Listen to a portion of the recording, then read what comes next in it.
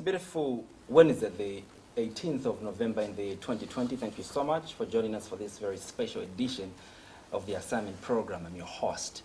My name is Andrew Mwansa. Now, DMMU has been caught in the web of politics, especially where distribution of relief is concerned in some areas where by-elections are taking place. Concerns have been raised by various civil society organizations and political parties that PF is using DMMU to push its agenda.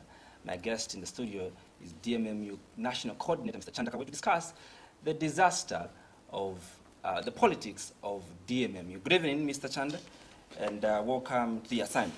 Good evening, Comrade Mwansa. Good evening, viewers all over the nation. I hope you had a wonderful day. Those of you joining the conversation on the Muvi TV Plus, Bouquet Channel 1, the Topside Decoder Channel 104, you'll be able to come through and give us your contributions via the number that is scrolling down your TV screen, that is +26 0978594682. Those that are joining the conversation from across the continent of Africa, yours is our social media platform. Our Facebook user is Ask Muvi TV. Go to YouTube as well, Ask Muvi TV. Give us your comments on the comment section as we discuss this very pertinent topic that borders on national interest.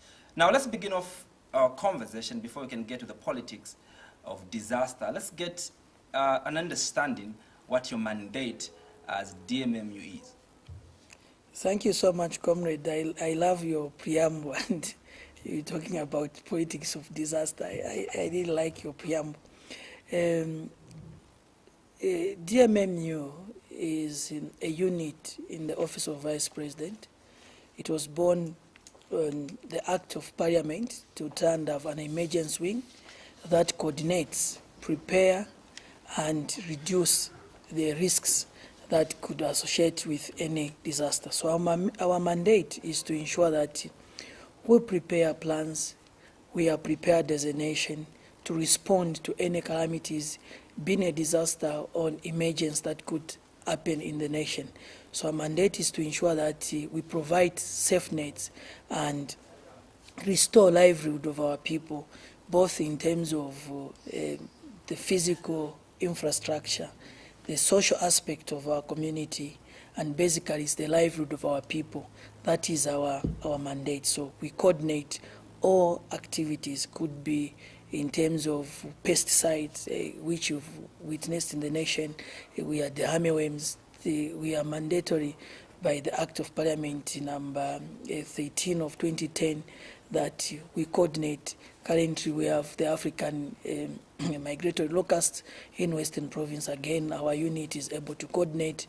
We're still dealing with issues of COVID. Again, we are coordinating. So that is our mandate that we need to do and prepare and restore the livelihood of our people. Let's talk about something that you profoundly mentioned, that yours is to respond to disaster. What amounts to disaster? We need to understand, and I'm sure there has been debate in this nation, especially in the year 2018 and 2019, when the nation was faced with heaviest drought that Zambia has never experienced in the last 40 years. We saw a lot of the interest groups, politicians urging government to declare a national disaster because of the floods. So when you talk about a disaster, is anything, in a simple definition, is anything that disturbs the livelihood of our people, that impact on the livelihood of our community, which disturbs the normal living of our people. That is what we call a disaster in the short definition. So anything that disturbs the society, your livelihood is affected, you're not living normally, that is what constitutes to be a disaster. That is what constitutes a disaster. Well, to what frequency or to what amount does then DMMU come in to help, from your side? DMMU. Someone would say, I'm broke. I think I have a disaster, I'm broke. And so we have to be clear to understand, at what frequency does, DMMU come in? That's what I said, is any event that disturbs the livelihood of a community. It's not on an individual basis. Also, on an individual basis is when the assessment is done and we find that you are one of the weakest individuals in society, then government can respond. But definitely the definition that I talk about is what disturbs the community or society. That constitutes to be a disaster. If, for example, when we have the infernos, we saw markets being touched, and we've seen how people in the informal sector suffered under those infernos. That is a disaster because it disturbs their livelihood. People go to the trading market where there are more than 1,000 people. There are 10,000 traders trading at a certain marketplace, and then that marketplace is gutted by fire. It disturbs the livelihood of that community. Who are the traders? Who are the informal sector at that particular time? That is what we consider as a disaster. But also in the districts or at community level, we have stages and DMMU structures. We have what we call satellite committee disaster management at ward level. In our political setup, we may not call it a satellite because I think we appreciate in terms of words. So we do have committees at what level because that is our political structures. So we have committees at what level that looks at certain issues that affects the livelihood of people at the community level. Then we have what come at a district level, and we have the district commissioners as chairpersons of disaster management committees at a district level. Then we have the province, which is chaired by provincial PSS. Then we have the nation. So at these various levels, there are always interventions that are provided to try and help and respond and intervene to what could be called either a disaster or an emergency at a particular level. What are some of the proactive measures that you've put in place to ensure that you prevent disaster from occurring? Are there any measures that DMMU has in place to ensure that it prevents some of the disasters from happening? Sure. When you look at the word DMMU, you discover that there are words there in DMMU. There's the issue of disaster to manage, mitigate, and reduce. So that is what's talk about DMMU. So DMMU has important departments under DMMU. One of it is a department of risk reduction, disaster risk reduction. And there's another department that responds, the operational wing of DMMU. So we do more in reducing the risks. And government spends a lot of money in reducing the risks. So how do we reduce the risk? One, we identify the risks that are associated with certain pattern of weather. Could be floods, could be droughts, could be lightning, could be bushfires, could be a lot of things.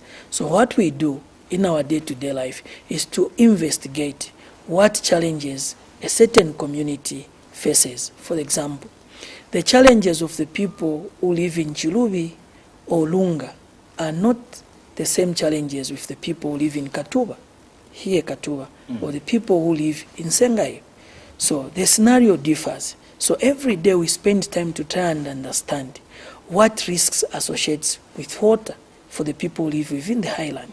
So we try to reduce in terms of, if you went to Lunga today or any other day you want to go to Lunga, you will see that it is even difficult to build toilets in Lunga. And the way a human being is made, you and me, we need at one time to relieve ourselves by answering a call of nature. But you find this district is surrounded by water. So even to try and put up a Petra train, you will fail in that area. So now our duty as DMMU and other government wings is to find solution so that we can also provide those services to our people there, that they can have clean drinking water, not contaminated because they have no toilets. So it's a challenge to put up a toilet. So we spend time, we have experts who are highly educated to try and understand how can we reduce this risk. Because if we don't reduce these risks, we are going to find that people in certain groupings, such as Lunga, every day, they'll spend more time queuing for medical attention instead of doing productive things. So we spend time in risk reduction. So we spend time, we invest money in issues to do with risk reduction, and this is what we do as DMMU. The other part of responding, we respond when a calamity has happened, but day to day, we spend more time in reducing the risk. So these are the measures that government has put in place. If we didn't have these measures, for example, it's rain season. Lusaka is very notorious for cholera outbreaks. You and I, we live in Lusaka, and we know that Lusaka is very notorious in terms of cholera outbreaks. A lot of settlements and areas such as Kanyama that is prone to floods, it always poses a challenge, and that people may drink contaminated water, and then people have cholera and other diarrheal diseases. So it is our role now as DMMU to coordinate other government wings to ensure that we prevent cholera. Last year we didn't have cholera. Why? Because we put up measures to try and engage the community, how they must look after themselves in terms of prevention of cholera outbreaks. So this is what we do. So we coordinate with other government wings. Like, for example, we work with the Ministry of Health very closely, the Ministry of Water Development very closely, Lusaka City Council very closely, the Ministry of Local Government very closely, to try and reduce and ensure that our people are safe in terms of cholera. So somehow you may not see us, but this is the work that we do every day to ensure that. On top of what you do, obviously what is at stake is money. And I'd love to know how, the mobilization of resources is conducted, the resources that you use for all these, programs that you run. How is the money mobilized? For DMMU to respond to any calamity or disaster or an emergency, DMMU has procedures, has levels of engagement. And between these levels of engagement, this is how DMMU now presents its budget for resource mobilization. So the first one that we do at the national level in terms of resource mobilization is what we call Zambia Vulnerability Assessment. So we have individuals with different expertise who go in the field to look at the needs of the particular area at that particular time, the levels of vulnerability. When that is done, it comes to a second level that we call a consultative forum. A consultative forum is chaired by myself as national coordinator and co-chaired by the UN resident coordinator. Currently, we have Dr. Kumba, who is the UN resident coordinator. She is a co-chair to this consultative forum. So based on the report that we received from Zambia Vulnerability Assessment needs, it goes to a consultative forum. This consultative forum then look at the report, either adopt the report, approve the report. If that is done, we had one last week, we are having one tomorrow, to present a report from a consultative forum to the Council of Permanent Secretaries to endorse what the consultative forum has agreed. Who are the members of the consultative forum? All high commissioners, ambassadors, and all international NGOs. So all high commissioners, ambassadors accredited to Zambia are part of a consultative forum. That is the beginning of resource mobilization. So if the high commissioners, ambassadors, and my co-chair, the UN country coordinator, agrees to the programs that DMMU has put on the table, mind you, we have the church represented, we have young people represented, we have civil societies represented, such as Caritas Zambia, who are part of this consultative forum. We have Red Cross, we have other civil organizations and non-government organizations part of this forum. So we give them a report. When they approve, we take that report to a next level. That is the technical committee of the permanent secretaries, which is co-chaired by myself, and the vice is the PS in the Ministry of Defense, Dr. Felix Piri. Currently, that is my vice chair. So we look at that. When it is approved, it is now passed to the Council of Ministers, and Cabinet approves. So now these processes, all these members, the high commissioners and ambassadors, then they start mobilizing resources. So that is part of resource mobilization. So we do what we call an appeal. For example, under COVID, we've done a UN appeal to cooperating partners who are part of that consultative forum, that this is the funding gaps that we have as a nation, and we need this type of money for us to do A, B, C, D, these activities. So that is one way that we mobilize resources. The other way is a pure funding from government. We have a budget line, and DMMU has a aid called Aid 19. So we do our programs and government generates it funds. But also we have individuals who have a good will to help other people who come on board to try and support the activities of DMMU. This is what we do. Interesting. Fair enough. Well, speaking about one also very important key thing that I think we shouldn't leave out before we can get to the politics and all those. What is the criterion that you use to ensure that the right people, the right targeted people are given the assistance from DMMU? For example, this area might be, might be faced with a disaster, but there's some of us maybe in this area that might have money to put up a house and all that. What criterion do you use to ensure that the right assistance goes to the targeted vulnerable people? Thank you so much, comrade. I said DMMU provides safe nets to the people. We look at the most weakest people in society, or the most vulnerable people, through the needs assessment that we do. Each year, we conduct needs assessment, vulnerability needs assessment. That is the program that we follow to identify which household needs to be supported. So we have a team of experts who go in the field and look at each and every household. For example, currently, we've just finished a 2020-2021 vulnerability assessment, and our Honorary Vice President will be able to launch. I may not speak to it in details because it's yet to be launched by the Vice President. But I'll tell you that from the season where we're coming from, we saw how the northern part of this country was affected by the floods. If you went to Luapula, you saw what happened. And you colleagues in the media, you covered these issues. So the team went there to do the assessment. The people's crops were submerged. You know, Luapula, they grow a lot of cassava, and it was submerged. So what is that? It just tells you that hunger is roaming in such an area.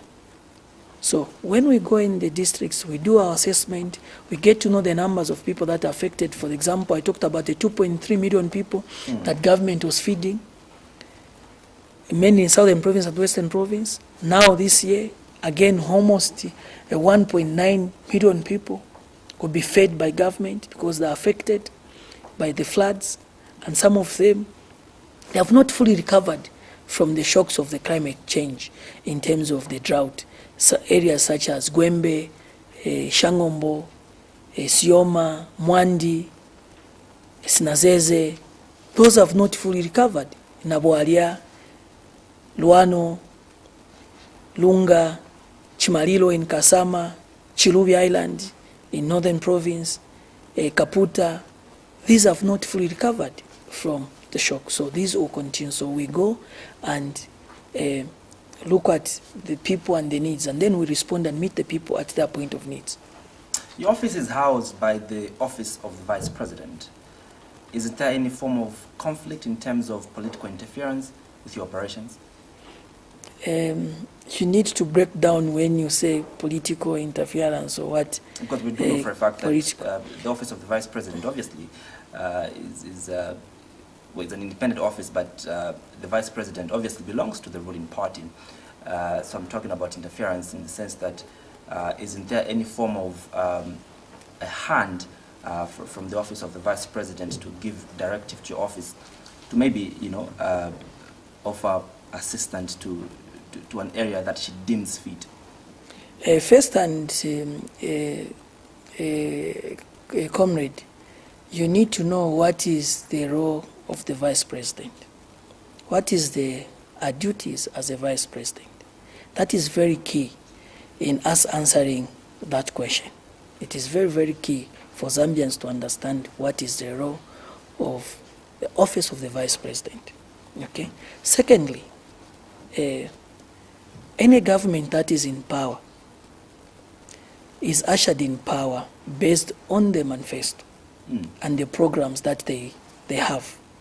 Currently, the PF government was voted by the Zambian people based on the manifesto that they gave to the Zambian people and gave them the mandate to run the affairs of the nation. So then, a government department such as DMMU should not run programs outside the documents such as the 7th National Development Plan. DMMU has its own operational manual, and we are guided by the principles and the values of the current government. In responding to the needs of the people, we do not get directives. We work as independent as we are and based on the information that we've gathered on the ground in terms of the assessment that is done. So if we do the assessment in Gwembe and realize that the people of Gwembe are in need of food, our role as professionals in DMMU is to advise our principals that this is what you found out and this is the way to do, and we are supported by our principals. Nevertheless, the Act of DMMU, number 13 of 2010, gives the mandate to His Excellency the President and the Vice President to intervene where DMMU is failing to work, because that is their role. Their role is to save the Zambian people and not to look at faces. So if they feel that DMMU is not doing correct thing according to the mandate and to the act is very clear. They will intervene and ensure that people are helped. That is what we do. Does this explain why, ironically, whenever there's a by-election, DMMU will obviously be there? Examples of Chilubi, Bahati, Ron, and many others by-elections that we've had. Monster Bombwe too. You seem to be there when there's a by-election. Why is it that you're very active, really, during by-elections? It is in the mind of the people, and not everyone. Some sectors of society who thinks like that. I'll tell you, comrade, anyone who doesn't appreciate your work, even if it's a rain season and you're standing in the pool of water, they're going to accuse you that you've raised the dust, but you're standing in the pool of water, and it's not possible that the dust will come out of the pool of water. But because they don't just appreciate what you're doing, or they just want to pick something to talk about, they will accuse you that you are standing in water, and I don't know if that miracle can happen. That is one you must know.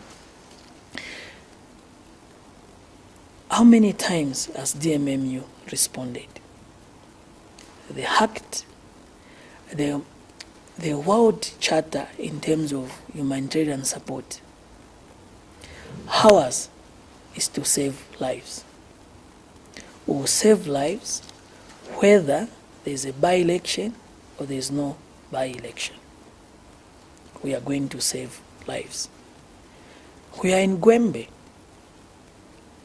saving the livelihood and the people of Gwembe. I don't know if it's Gwembe there are by-elections. We are in Mazabuka, helping the people of Mazabuka, feeding them every month, giving them building materials, under the concept of build back better. Many political parties. No. Let me finish the point. Digress, Would you allow me to finish? Let me allow you to finish. Yes, I want to tell you, Chilubi, today you can go to Chilubi and see how the people of Chilubi are surviving. We started saving the people of Chilubi before Honorable late Fundanga died. May our soul rest in peace, because we did our assessment and the documents are in public domain. We started serving the people of Mwansabomwe before Honorable Mwewa died. And these documents are in public domain. I've told you the structures. The people are involved in these structures. We started serving the people. But the coincidence of you, serving the people when there's a by-election really breeds suspicions that the only reason you've gone there is because, Why are not people complaining in Gwembe? Do we have by-elections in Gwembe? The answer is no. I've told you. There's some people in this country who have everything to talk about, even things that they don't know. We respond to the needs of the people. If somebody who is standing as a member of parliament can manage to buy a bag of meal, we thank God for him. That comes with is that you distribute in the name of government, all right? And there's a general perception that already disadvantages the opposition, because if you're going to, if there's a by-election, for example, in Chilubi, like you did in Mwansabomwe, like you did, obviously, the notion that, people will have is that the reason why we've gotten this, things that we're getting from Mr. Kabwe is that maybe they want us to vote for, for the PF, that is a ruling party. I have no respect for liars. I have no respect for people who want to lie. We were accused in Sheshek that because there was a by-election when the late MP died, and the by-election, Honorable Kangombe under UPND Honi in Sheshek. We were in Sheshek. We were accused that we are helping the people of Sheshek because there was a by-election. Go to Sheshek. If the people of Sheshek are not helped today, I don't know if we have a by-election in Sheshek. Go to Sheshek. My teams are in Sheshek. We are fighting the hammerworms in Sheshek, the African locust in Sheshek, pardon me. We are providing food for the people of Sheshek. Ask the member of parliament who owns the UPND. When was a by-election in Sheshek? The people of Sheshek are still getting the support from government. Go to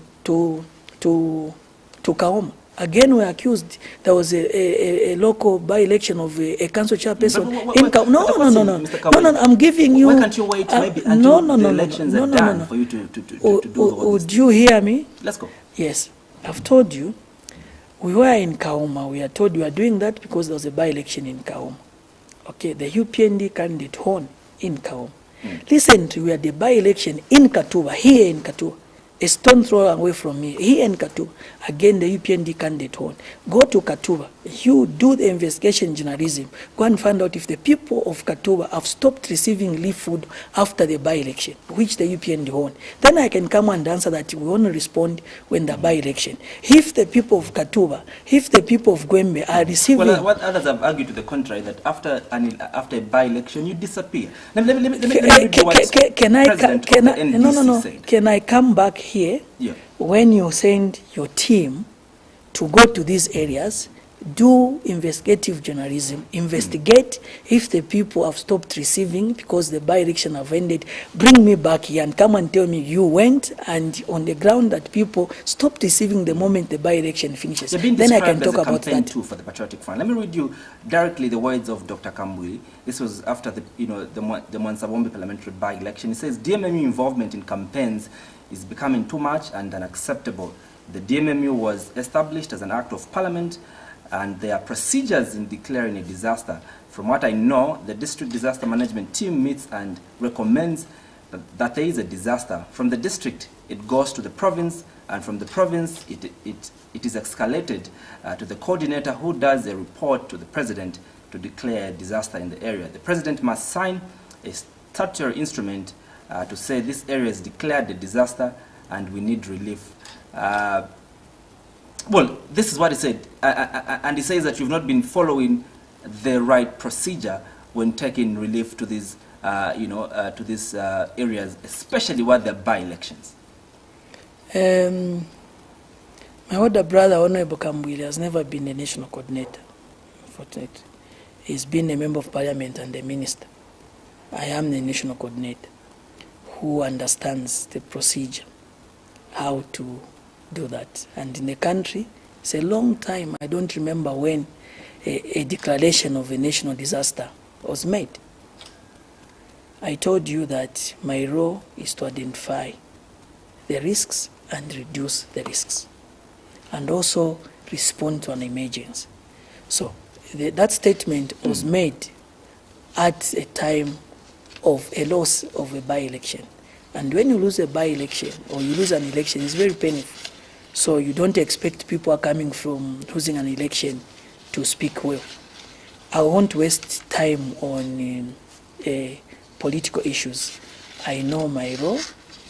We know what we need to do as a government wing is to provide and support the weakest people in society. It's not only political parties, Mr. Kabwe, that have described your working ethics as that has been political and that favors a political party called PF. Even civil society organizations have like which ones? Like the Gears. Okay. McDonald Chipenzi of the Gears Initiative also, Where does he belong? He belongs to a civil society organization called, Gears. They claim the same thing, that the DMMU... Have you ever heard him say any good thing about government? It's not about, if there's nothing good, then you can't say anything good. Yeah, so surely. So if somebody can't say anything good in government, you don't expect them to support any government wing, because they have a different agenda. Our agenda as government is to support the people. Those who stand on the mountain and shout the loudest so that they seem to understand issues, that is not our problem. Our problem is to meet our people at their point of needs. We, in government and as national coordinator for DMMU, we live for the poor. Our lives is to live for people in need. And our work is to meet the people in need at their point of needs. That is our work. So if other people who belong to a certain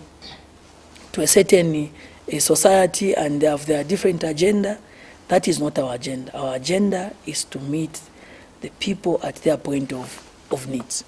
So I'm not worried of those sentiments, because I've given you instance where I've been accused, and even the areas where I've been accused, why the areas where UPND won, they didn't complain. And we are still helping them. No, my brother. In 2018, 2019, and now, every member of parliament from a certain political party, when they stand to debate, they talk about hunger. People are eating old fruits, people are dying, people have no food. That is the debate. When we respond, it becomes political. It is only political in the perceived stronghold of the PF. It's not political in It's political when there's a by-election and you're there. No, that's when it becomes political. No, my brother, you go and read the act. Go and read the law of DMMU. It's very, very clear. Government does not stop functioning because there's a by-election. It's like the act is put in effect when there's a by-election. No. You know, every time we hear of DMMU is when there's a by-election. Maybe you work in silent. I'm in Kanyama. No, I'm in Kanyama. Do we have by-elections in Kanyama? Do we have by-elections in Kanyama? The answer is no. We have a sitting MP in Kanyama. The people of Kanyama are saying, we are tired of the floods. I must stop working in Kanyama because a certain grouping of people will say we are being political. The answer is no. We are coming from Eastern Province. We are coming from Eastern Province in Ichipangali, where people are sleeping in trees. We should stop working because a certain grouping will tell us that we are being political. I was in Mpulungu, and tomorrow I'm going to Central Province in Kilo Island to try and go and help the people. I should stop helping because people will say we are political. The answer is no. We won't stop. We will work for the people. The people need to be helped. This government should help the people. Even when we talk about politics, what is about politics? Schools are provided by a government, and a government of the day is ushered on a political party. So people should even reject schools that, because they're being political, we don't want schools and clinics. For us, we improve the service delivery for our people. There's nothing political about the work of DMMU. We are a very free department from politics. And I told you, the people who approves the work of DMMU is co-chaired by the UN resident coordinator. The UN, I don't know, they are here to play politics. All high commissioners all high commissioners, one day I'm going to invite you to our meeting, all high commissioners and ambassadors accredited to Zambia are part of that consultative forum, which approves the projects of DMMU. And I don't think so. Those are also political. They are here for politics. They are here to support the humanitarian support. And I'll tell you, most of the people that we use to distribute food, it is not me as national coordinator or my team in DMMU go to distribute. We engage the church and the civil society or NGOs. These are the people that we engage. The churches are the ones engaged. And in most cases, for example, in Lunga, we have Caritas Zambia. Caritas Zambia is an organization within a Catholic church. In Southern Province, we have World Vision. We have UNICEF. We have, again, Caritas. In Livingston, we are working with Caritas. We have Reformed churches. We have Pentecostal churches. So I don't know if all these organizations that work with DMMU are political. Let me get it clear before we move off this topic. So are you saying that when there's a by-election in Ruan constituency, when there's a by-election in Sesheke, when there's a by-election in Mwansabombwe, and all these by-elections where you are present, it was coincidental that, you know, the areas where you were operating from had by-elections? It was coincidental. Would you confirm that? No. As we plan, we don't work like Chimbino plan. We plan. I've told you we go and do assessments. So we don't work like before that was declared, you are in those areas. My brother, go to Luanshya today. Who is the MP of Luanshya? Is NDC. Call the MP for Luanshya. Find out if the people of Luanshya are not being supported by government. Find out. Then we can debate. We can discuss. Find out. If DMMU left Luanshya because the by-election was over, find out. The MP there is not PF. Is NDC. Call him, find out. Go to Luanshya and find out if the people are not being helped by government. My question is not whether you've continued. No, that's the basis of argument. You are saying we move in when there's a by-election. And I want to confirm from you, is that, was it coincidental? No, we plan. We plan. I've given. And so Mwansabombo was planned even before the by-election? Before Honorable Mwewa died. In fact, I'm so touched of the death of Honorable Mwewa. A week before he died, and I have pictures with him. My team took pictures with me with him. He was in my office asking for the support to support his people. And I have pictures with him 1 week before he died, which I can show you here. I can ask my media team to show you. He came to ask for the support for the people in Mwansabombo. If I show you the districts that are benefiting, this is for 2019 October. If I can show you the districts that are benefiting here, the districts that are benefiting in Luapula, the districts that are benefiting last year, the district we're talking about is here, and Samfia and Chuluvi and Nchelenge, they're here. The districts are, this document is for 2019. These districts are here. And this is in public domain. So did we know in 2019, did we know that there will be by-elections? Well, fair enough. That's a fair enough answer. But the question is, why didn't you move in before the campaign started? Who told you that we didn't move in? It's an ongoing program. Every month we supply 100 metric tons of relief support to all these districts, monthly. So I don't know who says we didn't go there until the by-election. That's why I say I have no respect for liars. Because we've been working, I was telling that 1 week before Honorable Mwewa died, I was in my office. The time we heard of Honorable Mwewa was sick. Already the trucks were in Mwansabombo. Honorable Munkonge, before he died, he was with me in the plane. We went with him to Chimayo. We flew with him. We started together on the plane with MP for Chinsali. And we took selfies with Honorable Leti Munkonge. We went with the Vice President in Chimalilo, which is Lukasha constituency. Before he died, I didn't even know Honorable Munkonge was going to die. And it's here. This document is in public domain. You can go on our website. These are approved by all stages. So this speculation trying to dent a DMMU by certain individuals, it may not work. Yeah, maybe probably you've not done well in terms of been visible at a time when there's no by-election? Maybe you're very much visible at the time that there's a by-election. Maybe that is a thinking there. But let's get to see how you describe how you've mitigated and assisted government's effort in the fight against COVID-19. How would you describe, how you fared as DMMU in the fight against COVID-19? As our government, not just DMMU, because we don't work in isolation. We only coordinate. We've worked very well. You can see big countries and with big economies such as America, the UK, you can see how they've struggled to do with the COVID-19, how many people have died. And you can see that comparing with us, we've done extremely well.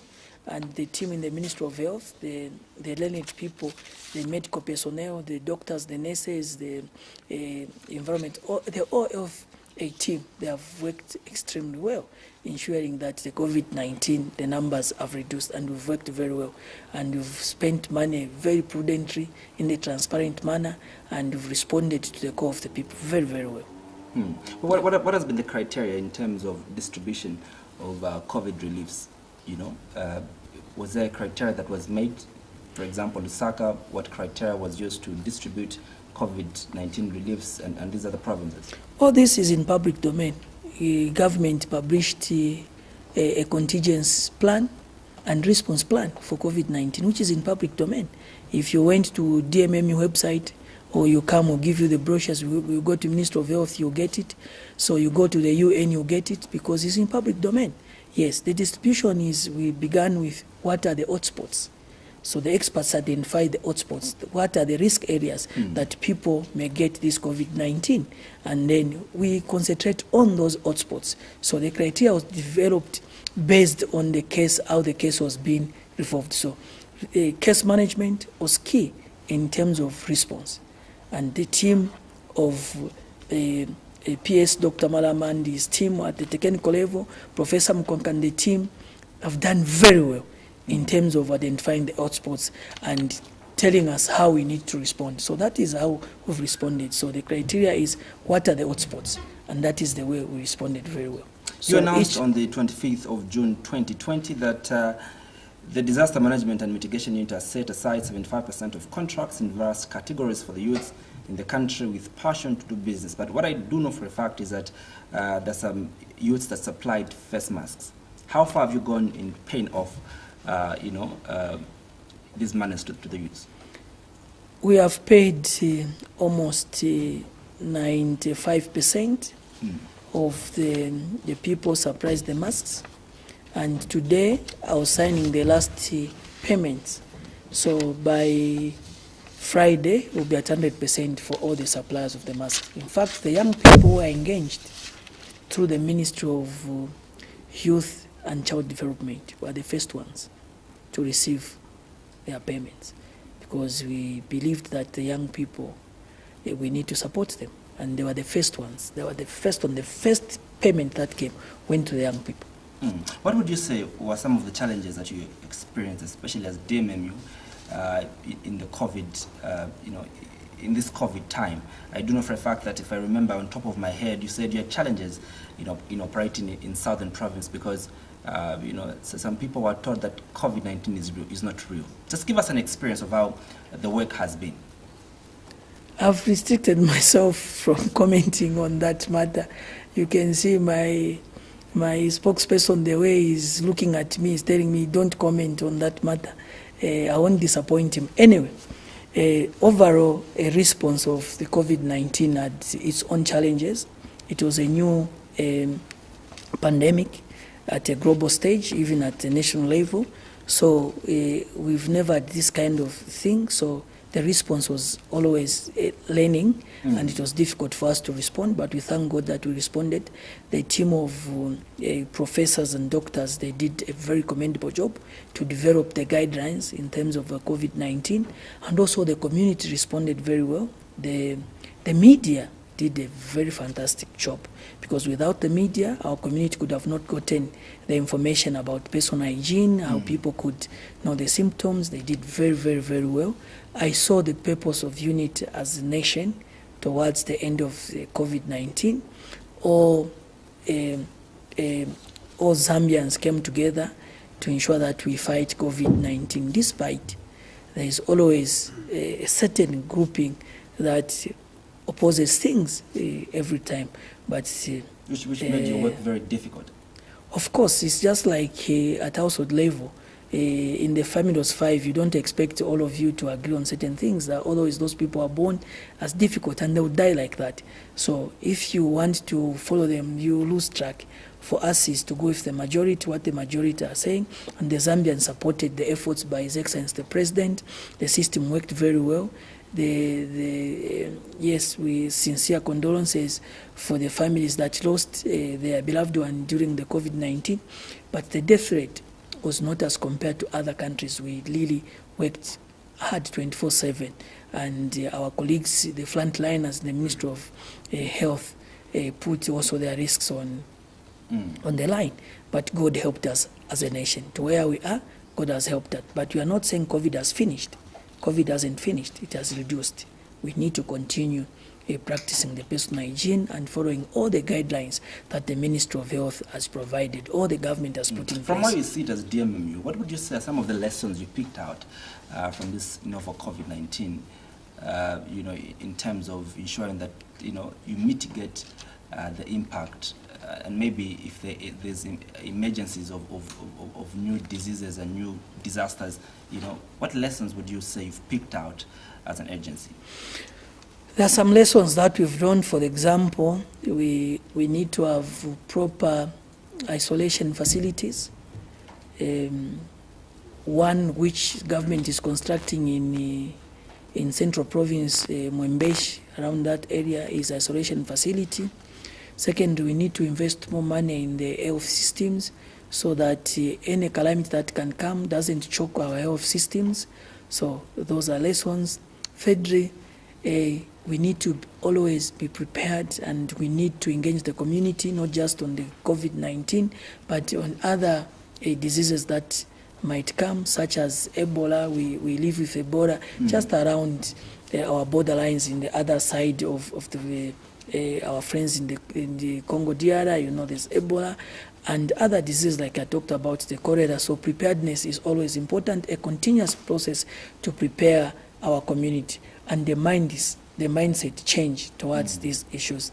Secondly, it is also important that we put up a resource in terms of a trust fund, so that we can have resource at any given time, which can help us to fight any emergency that can happen, such as the COVID-19. And also, it also brought us together that we can reduce cost in terms of doing business. Even as government, we previously, like the meeting we had yesterday with cooperating partners who are supposed to be outside the country, we are going to fly into Ethiopia and outside the country to have these meetings, but now we are having meetings virtually. So that is reducing of cost. Even when Secretary to Cabinet calls for the meetings, all PSs from all provinces need to come here, but now there's no need. So it has taught us that technology and the vision of His Excellency the President saw it, that we need to create smart Zambia before even the incident happens. And people are saying we are spending too much money to create this unit forward. But now you've seen that Smart Zambia Institute has performed very well, because now we are able to have meetings in America as if we are in America. Instead of us flying, we are just virtual. That has reduced the cost, and it has brought the world together. Now we even know how to do e-commerce. When government was talking about e-commerce, it was not making sense. We had to go to Dubai, we had to go to South Africa to do business. But now you can do business through the smartphones, and that is what the government was looking at. So when government was putting up money to put up all these towers all over the country, in each and every province, each and every district, government made sure that we erect towers to improve connectivity and networks. This has come to pass. It has worked. The people in Kalabo now are able to buy on their phones in Lusaka, and things are delivered. I'm able to buy food on the phone, and things are delivered. I'm able to send money to my mother in Kasama for fertilizer, not to go to the bank, but just on the phone, and it works. My mother in Kasama receives money for the fertilizer, and my grandparents. So this has worked. So with thanks to President Lungu, who pushed the agenda to ensure that we improve in terms of communication. Developments of the COVID-19 vaccine have reached about 95%. That is what international media tells us, and the president of the United States. By December, mid-December, the vaccine might be ready on the market. How prepared are we as a country, to, especially from your side, from your end, to purchase the vaccine once it's out? I'm not an expert on that matter. Our colleagues in the Ministry of Health would be best people to comment on that matter. But as a nation, we are prepared to ensure that the COVID-19 is fought to its end.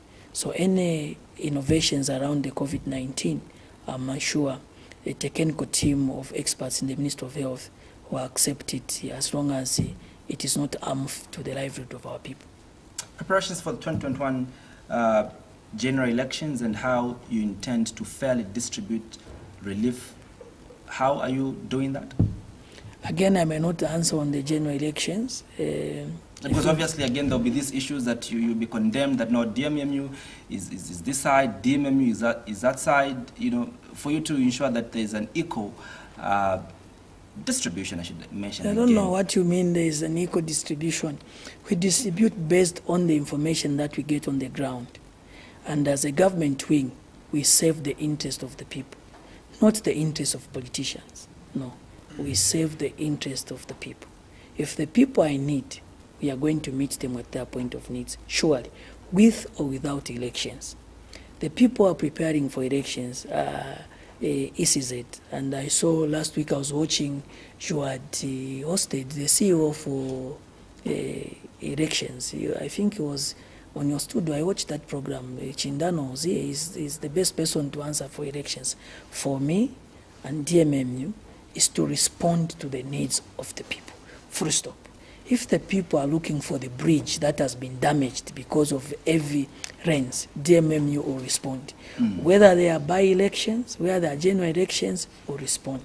And let me just tell you, the document that will be launched by our Honorable Vice President, our period ends in March and April. And during that period, those people won't recover from the effects of floods. Just like now, here we are in November, but we started feeding people last year in November, in August. Today we are feeding them, and you continue to feed them up to next year until they recover.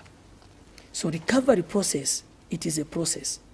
So we can't leave you if you have not recovered. So the issue of DMMU being involved in the elections will come. But we don't mind. I love the fact that you mentioned that this process is a continuous process. Yes, it is. Recover. But how are we ensuring that you make this process very sustainable, right? So instead of every month giving the people of Sesheke millimil, what are you developing any initiatives that will make that that relief sustainable, really? I totally agree with you that what you're doing in terms of supporting the people may not be sustainable, but that is the immediate response to somebody who has no food in the stomach. But government has a lot of interventions to try and support people to go back to their normal livelihood. Government has a lot of programs. The Ministry of Livestock and Fisheries, we've seen them on the ground to try and give goats and village chickens, cattle, to try and support people to stand on their own. We have seen the Ministry of National Development Planning. There are learning programs in terms of climate PPCR projects, again, to try and give people in a more sustainable way. We have seen the Ministry of Youth and Sports, Tourism, so many government wings that are helping. Community development are giving a social cash transfer, and DMMU and community are also giving immediate cash transfer to try and allow the people to stand the shocks of climate change. But in the immediate, government need to provide food. So what interventions has government put in place is to try and help people to recover. This is why we are saying build back. So both physical infrastructure, the houses of people that have collapsed. For example, if you went to Sinazeze or Mazabuka here, we have over 200 people whom the houses collapsed during last year rain season. So those are challenged in terms of infrastructure. So government has provided building materials to them, cement, blocks, and roofing sheets. So the moment they build, we win them because their vulnerability is just in terms of infrastructure vulnerability. So we win them. So as time goes on, most of the people will recover and they can stand on their own. Well, I'd like you to give your last remarks within 30 seconds, especially addressing the critical issues that come from civil society organizations and political parties that feel unfairly treated, especially with the by-elections. To come back to this issue, because that is one of the critical issues that you get accused of as DMMU. You're accused of PF is exploiting you as DMMU, to do whatever you're doing. But lastly, as you address the political parties that feel, you're not working according to what the law states, and as you address the Zambian people on, the real mandate of DMMU is, I'll give you 30 seconds. I don't work for the political party, opposition political party, or a civil society that belongs and supports some ideas of a certain political party. We work for the Zambian people, full stop. Our mandate is to save the Zambian people. The mandate of DMMU is to meet the people who are in need at their point of needs. So those people who are talking here in Lusaka, they are driving big cars. They don't know the challenges in Shangombo. They don't know the challenges in Chilubi. They don't know the challenges in Chimaliro. Their interest is to see that a certain political party they support win. Our interest is the people. So they are two different. Others, their interest is in the vote for them to win. Our interest is the people. His Excellency the President has the mandate to save the people. DMMU is a government department. So regardless of their political affiliation, as long as they need, we'll save them. The food distribution started in Southern Province. Who went there? The President himself went there. Next week, the Vice President will be in the province to save the people of Southern Province. And if you talk about politically, you think the President is not aware that he gets zero in certain regions. He's aware, but he's not at pain, or he doesn't even mind of getting a zero, as long as he saves the people, because his mandate is to save the people. And he saves the people through what? Through us, the government departments.